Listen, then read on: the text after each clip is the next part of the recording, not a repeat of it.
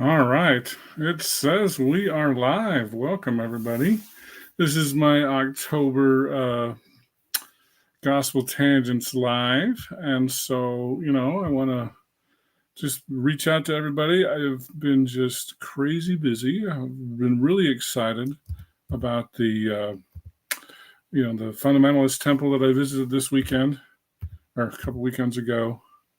And, it was a lot of fun, but I've been doing way too much traveling, both for work and for fun, and I haven't been able to edit. So I thought, hey, here's my chance to talk to you all and answer any questions you may have. Plus, you can see this one right here. And so here, I got to move this a little bit closer. It's too far away from me. Hopefully I didn't move that too much. Let's see here. Oh, you can see all my junk up there. But anyway, so welcome everybody to the Gospel Tangents Live. I'll be giving away a book here. In fact, it's underneath my computer. I know I shouldn't be moving my computer around, but we're going to be giving away 3 plays for Latter-day Saints by Rob Lauer. I'm hoping I tagged Rob, but I didn't give him much notice, so maybe we'll get lucky and he'll come in there. But we'll be giving that away in just a few minutes. Hopefully you can hear me well. So if you're listening, tell me who you are and where you're listening from. So it's always good to see you guys. But yeah, I've been way too busy with work and school, and mostly work. And so I thought it would be good to just to reach out to everybody and say hi. So if you have any questions, also go ahead and post them in the chat, and I'll be happy to answer those.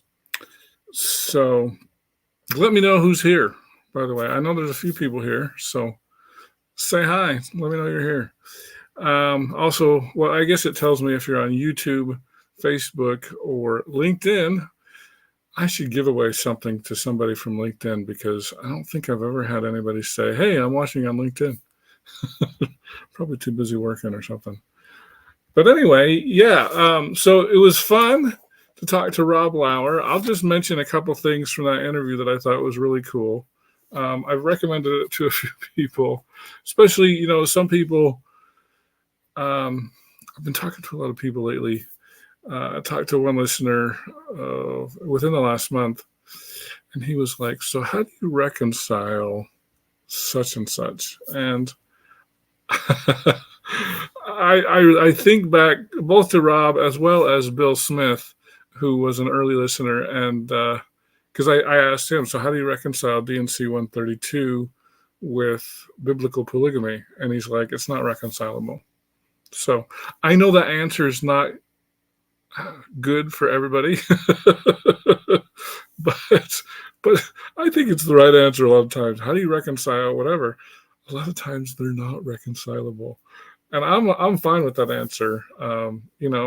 D&C 132 is just different than biblical polygamy, and I know our church says, "Oh, here's how you can think about it, and it'll make all your bad feelings go away."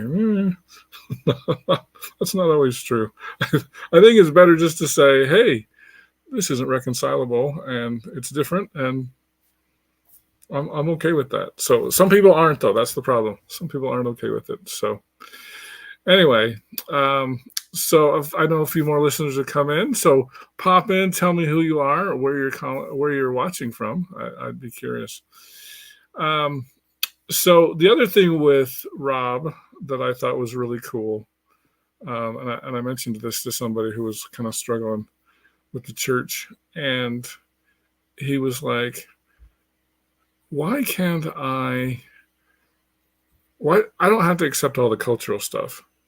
And I know there is a lot of cultural baggage that I think the church has. And, there's also a famous quote, I think it was Juanita Brooks, or it was said to Juanita Brooks, you don't have to believe anything that's not true. And so, not that you need my permission, but I give everyone permission. You don't have to believe anything that's not true. And so a lot of the cultural stuff is not necessarily true, and so you don't have to believe that stuff. So I just got in a weird kind of Facebook argument. I guess, for those of you who don't know, maybe you don't follow, but Peggy Fletcher Stack from the Salt Lake Tribune this week just posted a thing where she said that especially women's garments and maybe men's too, but right now the women's garments are going to be kind of sleeveless. I mean, it's still going to be kind of wide here, so it's not like you can wear spaghetti string tops or anything.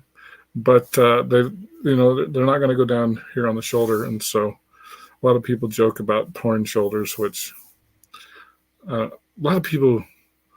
I know I don't want to minimize. Some people get really upset about things like that. It's not an issue for me, and I don't understand why people get all uptight about certain things. But if you do, I'm not trying to minimize it. But I do think that some people kind of. There was a Facebook comment or a post about it, and I don't want to call this person out, but they had said that covering your shoulders and arms was mentioned in sermons and something else, but the word sermons was used. And I was like, I've never heard a sermon about your shoulders being covered or your arms. And then apparently there are some like uber faithful Mormons that are like, well, if the church says this, I'm going to take it a step further and I'm going to say, well, your biceps need to be covered. And I was like, that's the most bizarre thing I've ever heard. And then this person said that they had mentioned it on their mission. And I was like, really? Where did you pull that from? What manual? Because I'm like, because it's not, to my knowledge, unless somebody can prove me wrong, it's not in a, it's never been in a general conference address. I was not aware of any manuals. Apparently, in the manuals, it does say shoulders should be covered. I guess it must be in the young. It never actually said, but it was a screenshot of some supposedly LDS manual, and it probably was, but it was never the source. It was only like, this is a year. Might have been in the Gospel Library app. I'll take your word for it. But like. Like I said, we used to play shirts and skins at the church gym, just to distinguish between the teams. You just take off your shirt.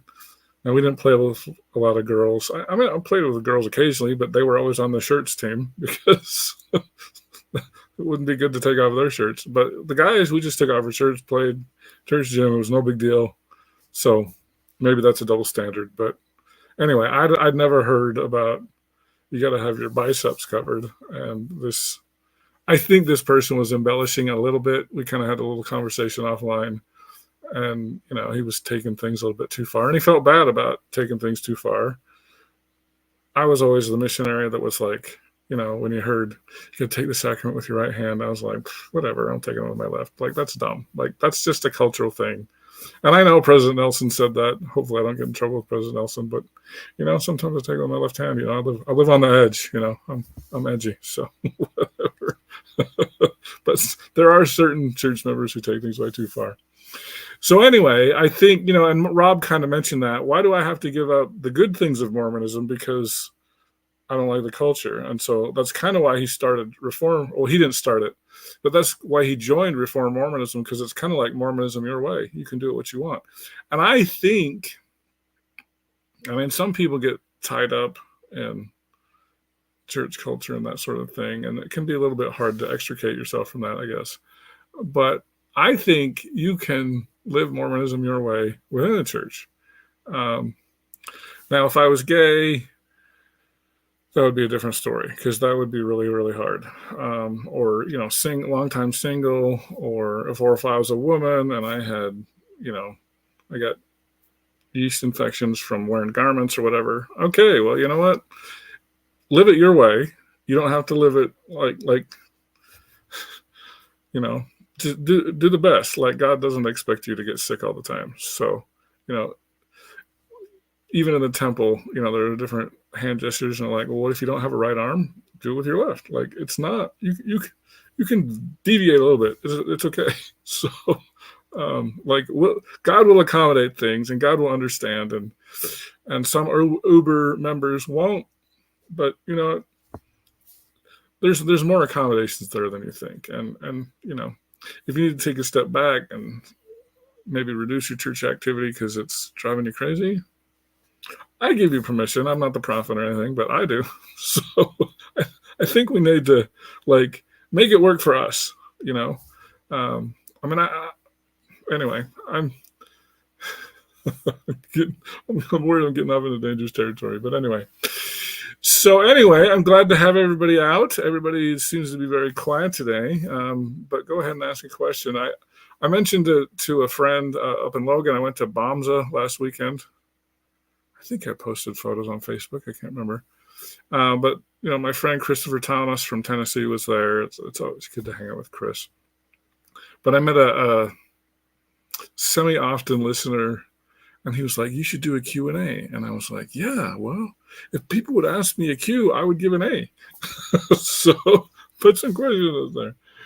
But anyway, I think I've rambled along long enough. Let's give away an autographed copy, and I will show you the autograph right there, of Rob Lauer's book, 3 Plays for Latter-day Saints. Rob, if you're listening or watching later, thank you so much for sending those to me.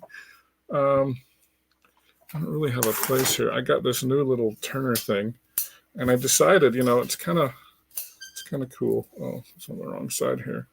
But if you go like this, nothing mixes up. So you kind of like mix, mix, mix, mix. So hopefully that is well mixed up enough. And I was going to get rid of the squeak, but, you know, it's kind of nice that you can see, or if you're listening, you can kind of hear the squeak, that there's something squeaking. So I'm going to pull out a winner. This was more popular than I thought it would be. But let's see who's the winner here. This would be Lincoln Fulmer from Norman, Oklahoma. So I don't know if you're a Sooners or a Cowboys fan, but, you know, there was the game last night. BYU miraculously pulled off a win. So anyway, Norman, Oklahoma, that's where the Sooners are, I believe. I think, or is that Stillwater? I can't remember. I don't know my Oklahoma geography very well. I apologize. But anyway, congratulations, Lincoln.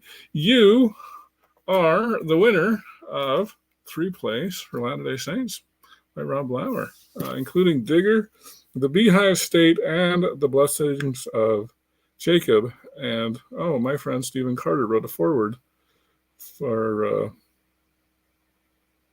I don't know if it's for the Beehive State or the Blessing of Jacob, but anyway. Very interesting. All right, Jonathan has a question here. Let me pop it in here. Have you heard about the Chief Midegah gathering at AOA? I'm assuming that's Adam on Diamond, the Stone Church, and alternatively the auditorium, and then out to Native American Lodge next Saturday. I've gotten some messages about it. Like I said, I've been traveling so much, ain't no way I can attend that. I've heard a little bit about Chief Midegah. For those of you who know, he was kind of making the rounds, kind of making a lot of inroads in Heartland circles, from my understanding. I don't follow him super well, but he's a Native American, I guess, chief that I know with the Heartlanders.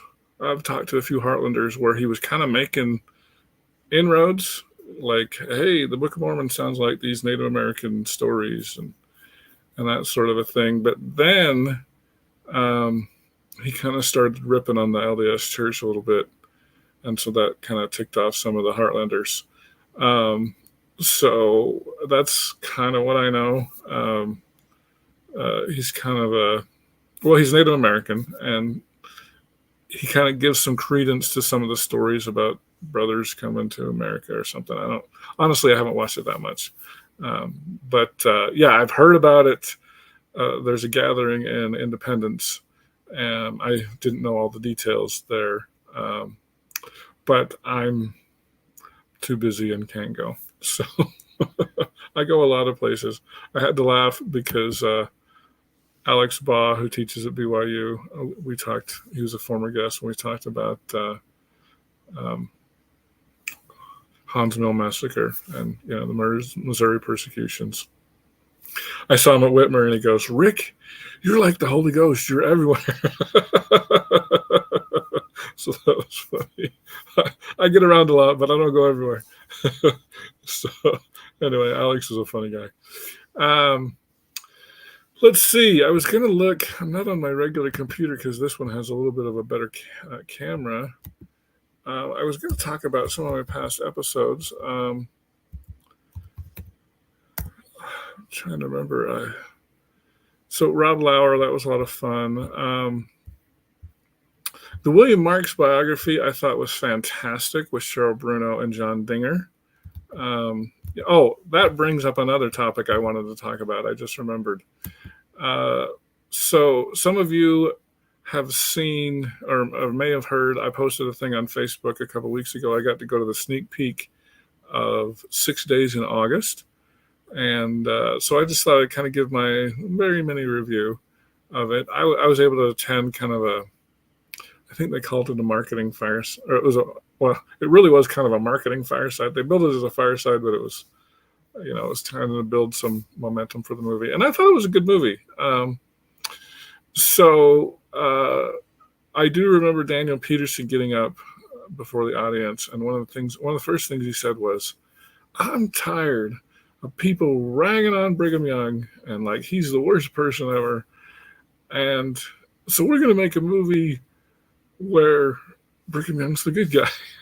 And they did. That's what they did. And so a couple other things that Daniel Peterson said that I thought were interesting was they were going to talk about polygamy in the movie, which they did very lightly touched on. Very lightly touched on. They didn't go into it in very much depth. And also that Brigham Young would speak in tongues. And he did it a couple of times. I thought it was kind of interesting just to kind of share a little bit. The director, I can't remember what his name was, but he got up and he said that they wanted to have Brigham Young speak in tongues in the movie. And so they did some dialogue, what they wanted Brigham Young to say, and then he converted to Scottish Gaelic. And then they had a bunch of auditions and had people reading for Brigham Young, and he said they were terrible. Because who speaks Scottish Gaelic except for the Scottish? And then they got the actor who they ended up getting, and I don't know his name, but the actor who plays Brigham Young.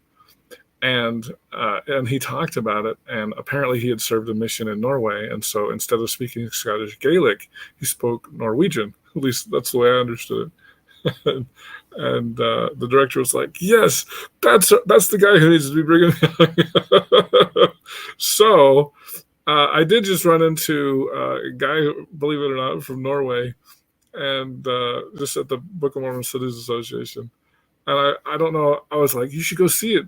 See if you can translate the Norwegian." Because I assume it's Norwegian. I don't know. But yeah, Brigham Young speaks in tongues. So I thought that was interesting because that's not a side of Brigham. I know it was in John Turner's book, but that's not a side of Brigham. Now, as far as Brigham Young, let me make a few statements about that. I do think, especially in the early days of the church, Brigham was beloved, especially by the British saints. I just heard a podcast and they said a third of the saints in Nauvoo were from the British Isles.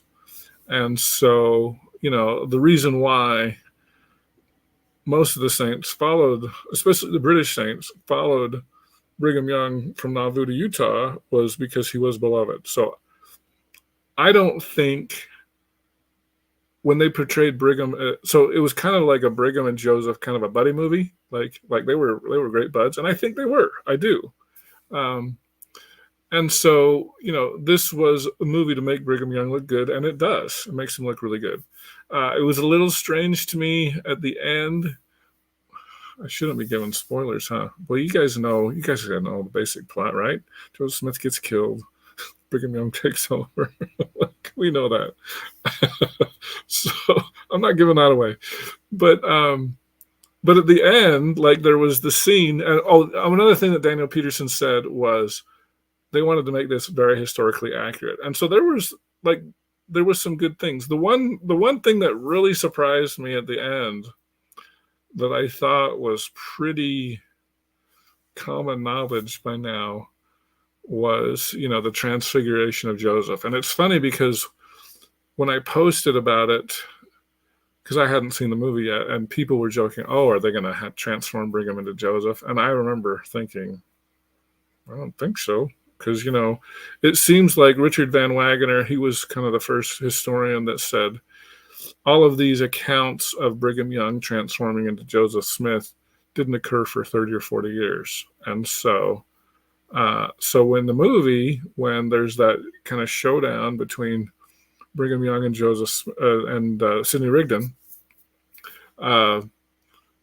Brigham transformed into Joseph Smith, and I was like, oh wow, I didn't expect that.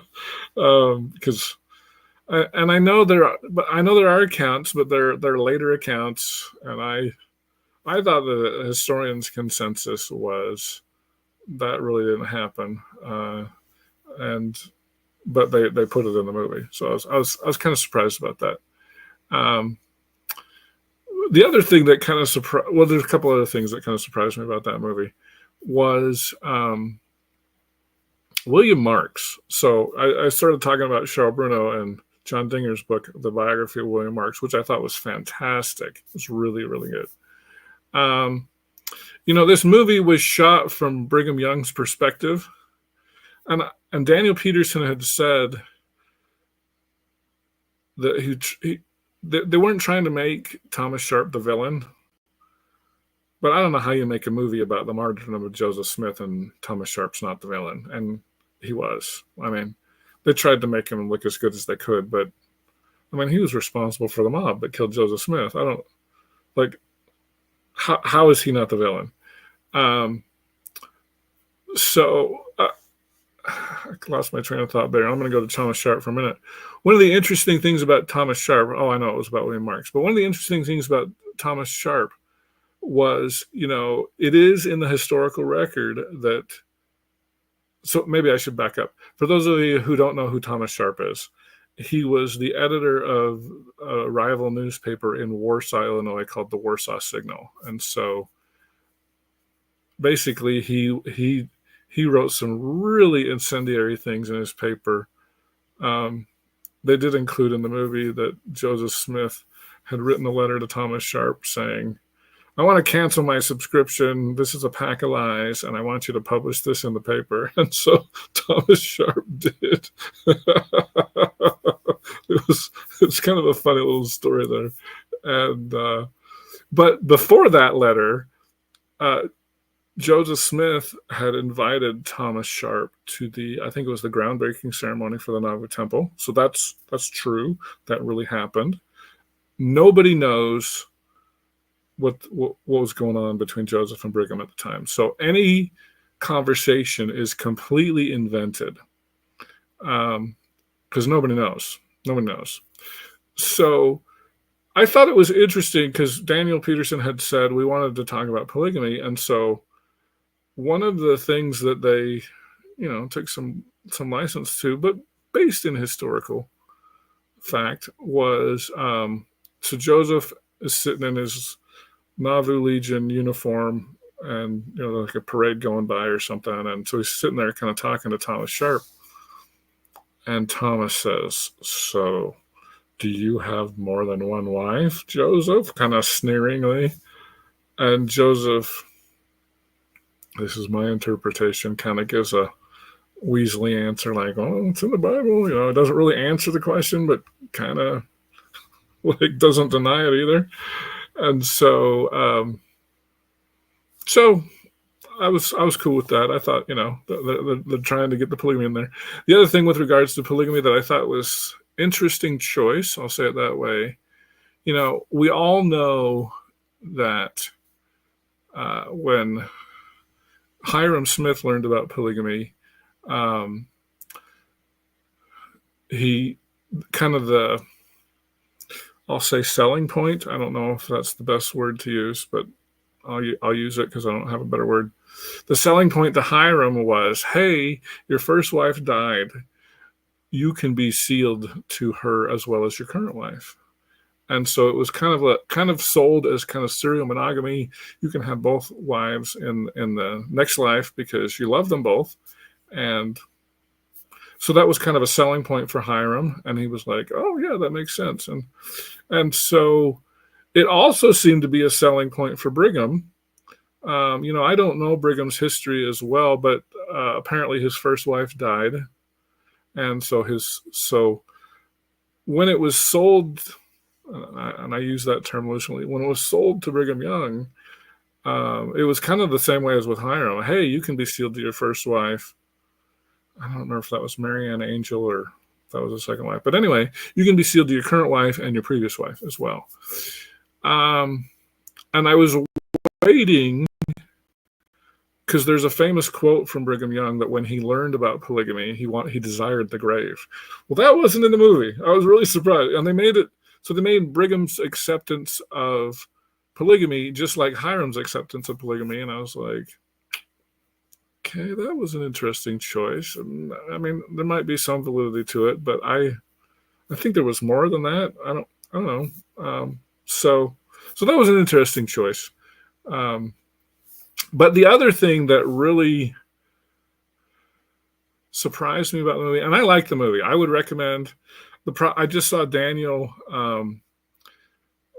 Peterson said, hey, the opening weekend, which was last weekend, attendance wasn't great, and so this might be it. You might need to see this today if it has any chance of succeeding in the thing. But anyway, this movie is kind of from Brigham's point of view, and I do think that Brigham probably viewed William Marx very suspiciously, and so even though they made Thomas Sharp as sympathetic of a villain as you can make a villain. he's still a villain. Like there's no good. I don't know how you get around that. But he said they tried to make Sidney Rigdon look good, which, okay, I mean, Sidney and Brigham are battling against each other. They did the big thing where all of a sudden it was windy and, Brigham kind of took over. But they really made William Marx, and from Brigham's point of view, this might have been true, but they made him look sleazy, because it was kind of billed as a succession crisis movie. And, from Cheryl and John's book, they were like, I really respect William Marx. Like he had a lot of integrity. And so, I think Brigham was always suspicious because number one, and they mentioned this in the movie, so this was accurate, that William Marx could have been the leader. And they showed that Emma was like, William, I think you should be the next president of the church. And William Marx never wanted to be president of the church. And so he always threw his weight behind Sidney Rigdon, like he was with Sidney. And so it was kind of interesting. Sidney was kind of seen, as neutrally as possible. But they made William Marx look like, he's kind of the bad guy. He's kind of sleazy. I don't know. It was just, I thought it was interesting. So Irina, here, let me pop this in here really quick since I'm talking about William Marx. Irina says, interesting, Marx, and by the way, it's Marks, not Marx, but Marx always felt the least sleazy of them all, except in his compliance and Emma's polygamy denial. I'm not sure what you mean by that. But yeah, I mean, in the movie, they kind of made Marx look a little sneaky, and I don't. To me, that didn't seem like an accurate portrayal, but it could have been accurate from Brigham Young's point of view, because especially talking to John and Cheryl and reading the book as well. I read that book. They were like, he was trying to follow the rules with the High Council, because Brigham Young and they didn't show this in the movie. He wasn't trying to follow the rules with William Marx, because William Marx was in the first presidency. And so Brigham, as president of the Quorum of the 12, couldn't excommunicate him. And that's why he was never excommunicated, because Brigham didn't have power to do that. Irina also says, with regards to, I guess she's quoting Hiram Smith, since we talked about him a little bit earlier, quote, "Polygamy is an acquired taste. I didn't like it at first either, but man, it grows on you." I don't know if that's an accurate quote, but it could be. So anyway, so that's kind of my take on the movie. I liked it. I thought it was good. Oh, it was a joke. Okay, sorry. Hard to read the jokes from comments sometimes. So anyway, I liked the movie. I thought it was good. It was definitely not a Brigham bashing movie, and I know Brigham bashing is a sport. I just had a comment on one of my Matt Harris interviews. It just was posted like a day or two ago, and Brigham was a racist and this and that. I will tell you, I was supposed to interview Paul Reeve this past Monday. I have been just like, I'm kind of the absent-minded professor because I've just been so busy. I drive up there, I start unpacking my tripods to do the interview, and then I realized I left my cameras home, and I was like, I'm sorry, Paul. And Chris was there too. I was like, let's just. So here's the other thing. I haven't read the book because I didn't have it. I didn't have a copy. The publisher is just very hard to deal with. I'll try not to call the publisher out, but they're very hard to deal with. And anyway, so Paul was kind and said, "Oh, let me give you an electronic copy." So I have that. I've read the introduction so far, and it was really good. But I sat down with Paul and Chris, and I was like, well, tell me about the book, because I haven't been able to read it. And so it's really good. I think one of the interesting things, the interview is scheduled for this Monday, but in just kind of, I guess you could call it a pre-interview, which I don't normally do, but I just paid for parking, and I was like, oh, well, I got a little time here. We can just talk about it so I can get a little more acquainted, make this a better interview. And I'm going to read some more today, so hopefully I won't be able to read the whole book. But I got a good sense. One of the hardest things that 21st century people have with the 19th century, especially with regards to slavery, I don't want to give away the whole interview, but we always think of free and slave, and there's nothing in between. And so Chris, he's a legal scholar. Here's the cool thing about Chris. So he's a lawyer by training, but he's also getting his PhD at the University of Utah. So he's going to have historical chops. I love lawyers. You know, lawyers are easy to love and they're easy to hate too. but Chris is like certified. He's working on his PhD, and so I'm sure this is in his wheelhouse, and it's good because a lot of lawyers are like, well, I'm a lawyer, so therefore I can figure out history. And, I think some do a good job and some don't. I joked about that with John Dinger. I think John does a good job. Some other ones I'm not so much a fan of. So anyway, so Chris, the interesting thing about our conversation with both Chris and Paul is like, they kept saying over and over, we're not defending polygamy. What we're trying to do is trying to help you understand the context, which the more I talk to historians, everything's context.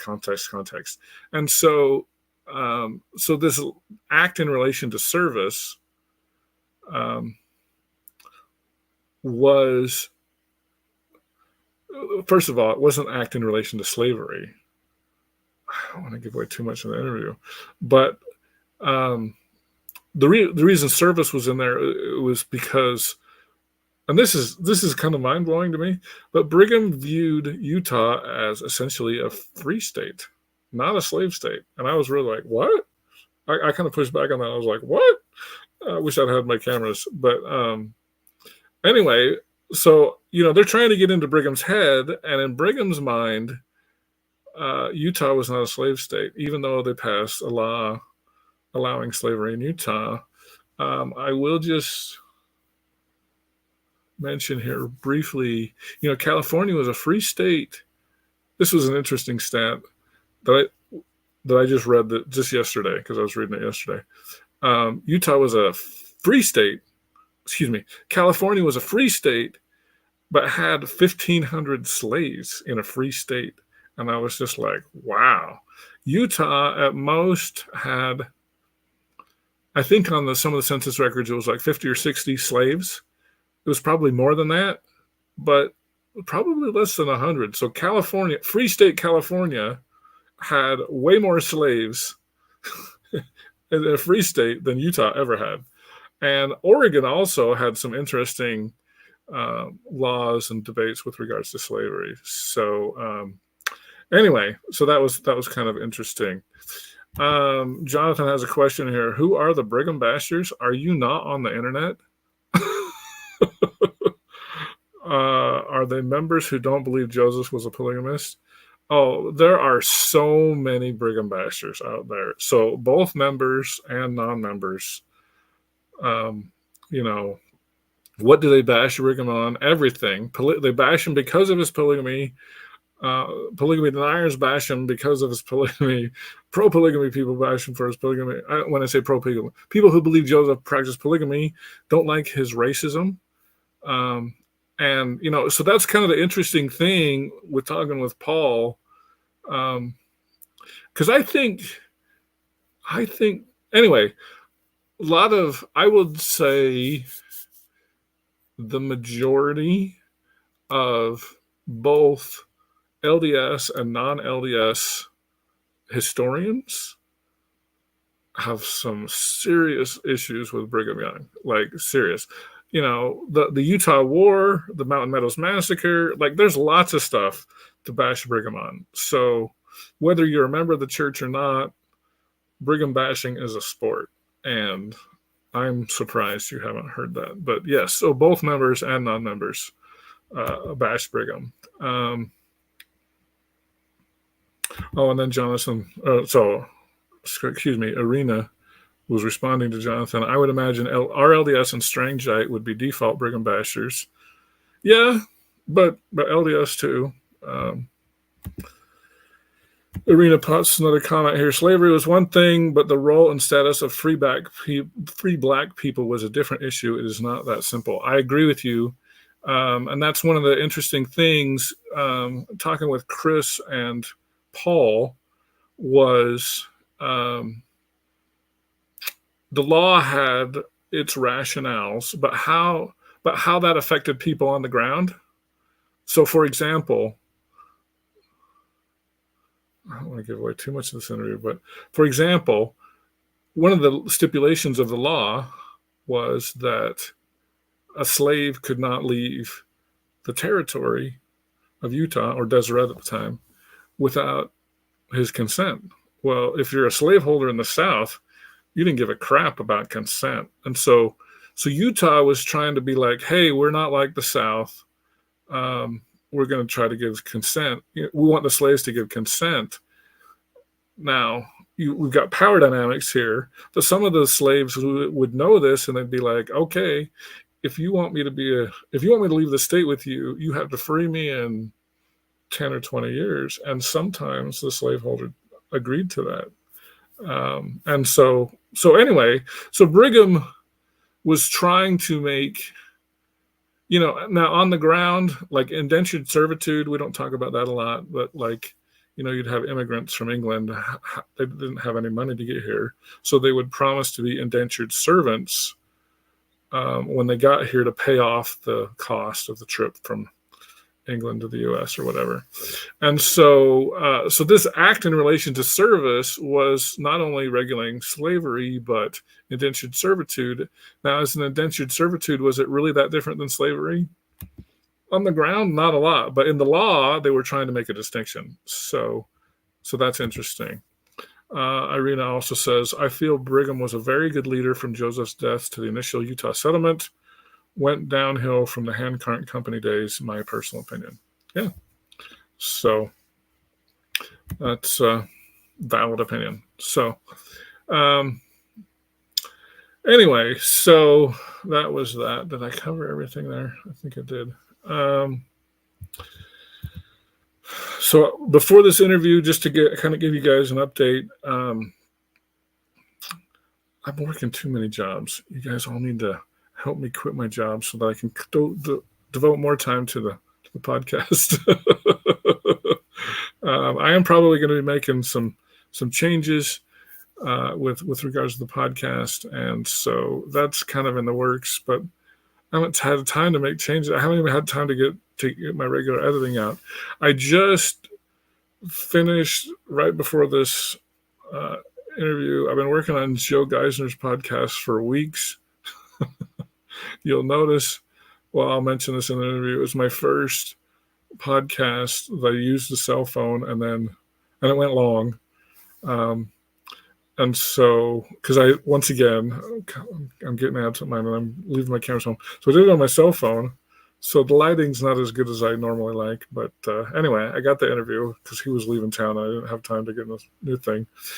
And I would like to figure out how to travel lighter too. If some of you have seen my equipment, it's like 150 pounds of equipment. It's stupid. Like, I need to learn to pack lighter, especially when I went to Missouri.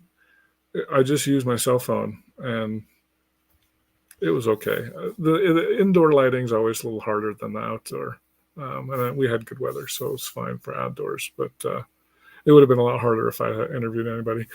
Speaking of, I'm hoping that next year I'll be able to interview the guy who gave me a tour. His name's Tom. He didn't want to do it because when I went there, I mean, it was still a construction site. There were touch-up paint and cleaning carpets and hanging drapes, and I helped get the wrinkles out of the drapes. I helped hang a couple of mirrors. When I held the mirror up against the wall, my handprints were all over the mirror, so my fingerprints are all over the mirrors. And I helped move a couch, so I can say I worked on the temple, but they wouldn't have wanted my construction work. It would have been terrible. So anyway, I need to plan to travel lighter. It was so much nicer carrying a lot less equipment, but if it would have been inside, I don't know how it would have worked. But I am also going, I plan. I was supposed to go to Pittsburgh this weekend. Shout out to my friends, especially Ryan Cragen and Scott Vance. Ryan just came out with a new book that I've just gotten an electronic copy of called Goodbye Religion. I'm hoping to read it. I'm hoping last year he came to Utah in December, and I'm hoping that he will do that again. I haven't read the book yet, but I've been trying to get Paul's since his is coming up. And then, I just been exchanging emails with Dr. Christine Talbot.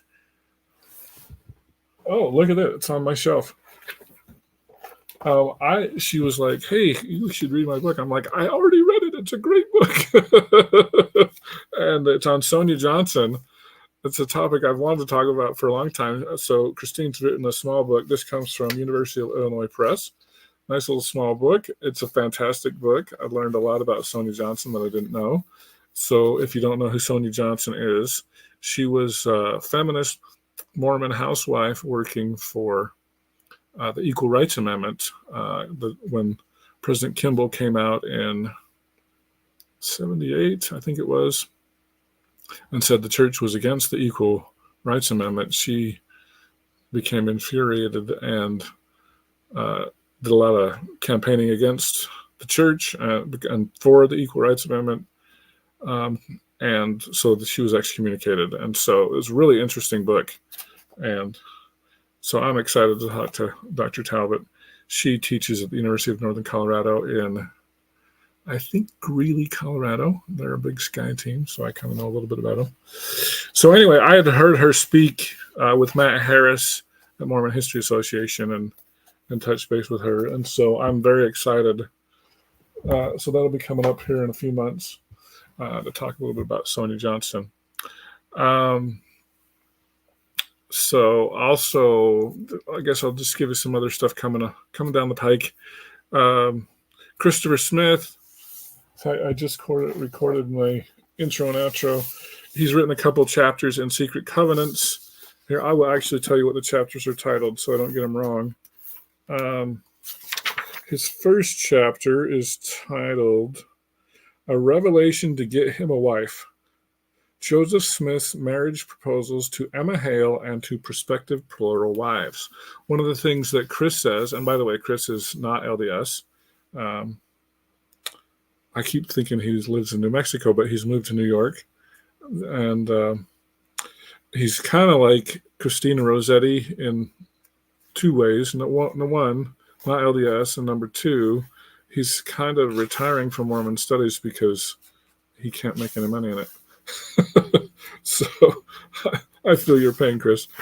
The other chapter that he wrote was a co-chapter with Don Bradley of Generations and Genders. This one was a mind-blowing chapter.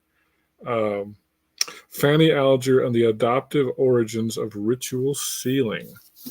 And so he and Don kind of make the argument that the sealing to Fanny may have actually been an adoptive sealing, and he talks about the law of adoption later, and that it sounds like Oliver Cowdery was involved in a similar sealing. The daughter, or the girl that Oliver was sealed to, was like 10 years old, and Oliver understood it as an adopted daughter. And he thought that Joseph was adopting Fanny as a daughter. And when it turned a little bit romantic, that's why Oliver called it a dirty, nasty, filthy scrape/affair. And it's fascinating. It's a really, really good chapter. You guys are going to love it. And so, And so here's the other funny thing, and I was like, this is my preview. Chris, are you just an apologist for the LDS Church? You'll love his answer because he's not a believer. Well, I'll just leave it there. So anyway, he had a very funny answer to that question. So you'll have to watch that.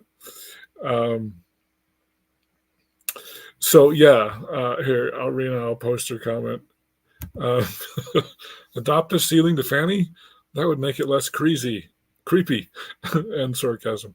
And then Jonathan said, given the confusion from Brigham Young regarding adoption, is there any wonder why there are questions regarding Joseph's polygamy?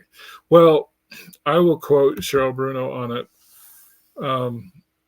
The problem is we don't have a lot of contemporary accounts because it was a secret practice. And so why people did what and there's a lot of cloudy stuff there. So it's due mostly to the secrecy, which caused a lack of documentation. And so we do have to rely on later accounts, but most of them are firsthand accounts. And so, people like William Marx and that sort of thing. I think those need to be taken very seriously, even if they are later accounts. So anyway, I'm trying to remember what else. Oh, I've got Brant Gardner interview coming up too. I haven't been talking about that one. He's written 2 books, kind of in a nutshell, that interview, which I haven't edited yet. But he said, I've read the Book of Mormon way more times than E.B. Grandin, the publisher of the Book of Mormon, did. I think I can punctuate it better than E.B. Grandin did. And so he's got a study Book of Mormon. There's getting to be a few out there. So Brant, I think it's called Plates of Mormon. I think that's the right name. And then the other one, printed upon paper. Let's see. Engraven upon plates, printed upon paper, where he kind of analyzes the Book of Mormon. So we'll be diving into that with him. So anyway, just throw this comment out here from Irina. By the way, Irina, where do you live? I'm curious. Also, regardless if it was a ceiling, going back to Fanny Alger, an adoptive ceiling, or just an affair, if I'm Fanny, I do not want to talk about it later when I'm married, regardless of which it was. Yeah, and she didn't want to talk about it. She said something to the effect of, that's none of your business, that's my business. So, anyway, that chapter from Don and Chris is just fabulous. I can't tell you. I was riveted the whole time. It's a very good book. Do we have anything else coming up? I think, in the UK, I'm very glad to hear that. I'm probably saying your name wrong, but glad to have you from the UK. Shout out to the UK. And so, anyway, so I have a few in the hopper right now. Hopefully get Ryan and Christine in December when they're hopefully. Well, I don't know if Ryan's coming in town, but I hope he is. I have a feeling. I think he's got family here in Utah, so he probably will come. I hope I can get him. And then Christine, we're working on details right now. Anyway, thanks for the shout outs for everybody. Glad to have a British listener. And Jonathan, I should ask, where do you live? Since you guys are my main commenters here, I'm always just curious. But Jonathan is from Jameson, Missouri, and Irina had a comment. I come from a different religious background, less benign than the LDS Church by a lot. LDS history is my hobby. Oh, well, very good. So anyway, I think I've covered everything that I was thinking about covering. Oh, good to know, Jonathan. Jameson is adjacent to Adamon-Diamond. So that's good. I will tell you one other thing. I don't have any details, though. Making a big announcement. I am going to try very, very hard speaking of travel to Missouri. This summer, I want to try to travel to Missouri. I'm planning on being there if all goes well. That we'll visit Independence, probably for sure. In end of May, early June is Community of Christ World Conference. John Whitmer is in September, also near Independence, and so I'm hoping to make both of those.